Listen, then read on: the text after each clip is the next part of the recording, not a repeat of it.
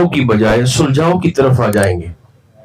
زندگی کے امتحان کا سامنا کرنے کے لیے نفسیاتی طور پر ایک مضبوط انسان تیار ہو جائے گا. کیسے؟ میرے اور آپ کے کریم آقا سرکار دو عالم علیہ الصلوۃ والتسلیم، حضور کا ذرا رویہ دیکھیے گا. بلکہ اگر مجھے اجازت دیں تو میں آپ کی خدمت میں ضرور کہنا چاہوں گا کہ اسلام اصل میں حلیے کا نام ہے ہی نہیں، اسلام اصل میں رویے کا نام ہے. یہ لفظ میرے ساتھ ذرا بولیے گا. اسلام حلیوں کا نام نہیں ہے، اسلام رویے کا نام ہے. اور اب اس اگلی بات کے بعد میں اور آپ ذرا یہ مشاہدے کی اینک لگا کر دیکھیں. دو موقع انسان کی زندگی میں ایسے آتے ہیں کہ اس کے اندر کی اصلیت کھل کے سامنے آ جاتی ہے. جو وہ اصل میں ہوتا ہے ان دو موقعوں پر وہ اپنا آپ چھپا نہیں سکتا. ایک خوشی کے موقع پر اور دوسرا غم کے موقع پر. جو اصل ہوگا وہ نکل کے باہر سامنے آ جائے گا. شادیوں پر بھی لوگوں کا رویہ دیکھ لیجئے، اور مرگ پر، جنازوں پر اور فوتیدگی پر بھی لوگوں کا رویہ اور انداز دیکھ لیجئے. یہ دو موقع ایسے ہیں کہ جہاں انسان چھپتا نہیں ہے، نہ چاہتے ہوئے بھی اپنا آپ نکال بیٹھتا ہے.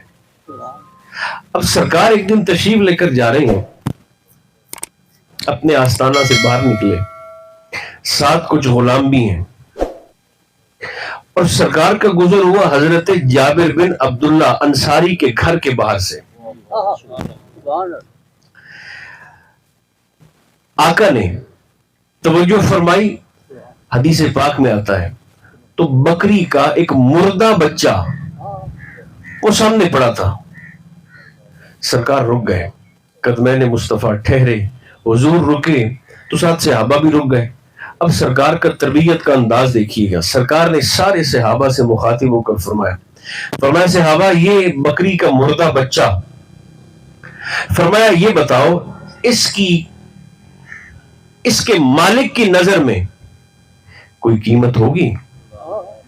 تو صحابہ نے کہا حضور اگر اس کی کوئی قیمت ہوتی تو یہ یہاں نہ پڑا ہوتا، اگر قیمتی ہوتا حضور تو یہ اندر ہوتا، یہ یہاں ایسے ڈھیر پر گلی میں نہ پڑا ہوتا.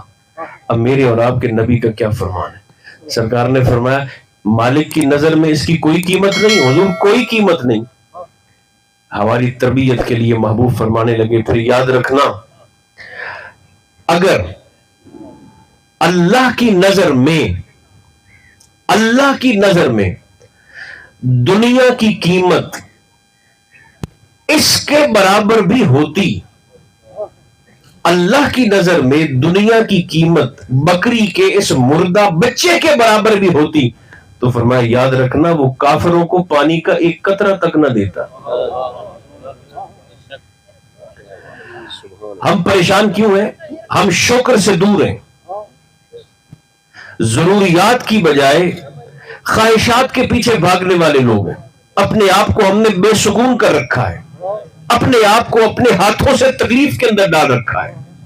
سرکار فرماتے ہیں اگر دنیا کی کوئی قیمت اس مردہ بکری کے بچے کے برابر رب کی نگاہ میں ہوتی تو بے ایمانوں کو، اپنے منکروں کو ایک قطرہ تک نہ دیتا پانی کا.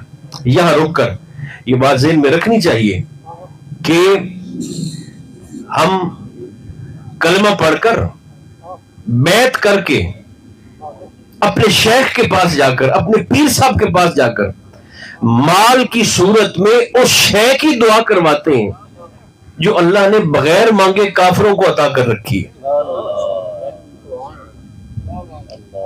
آپ میری بات پر غور فرما رہے ہیں تمام دوست؟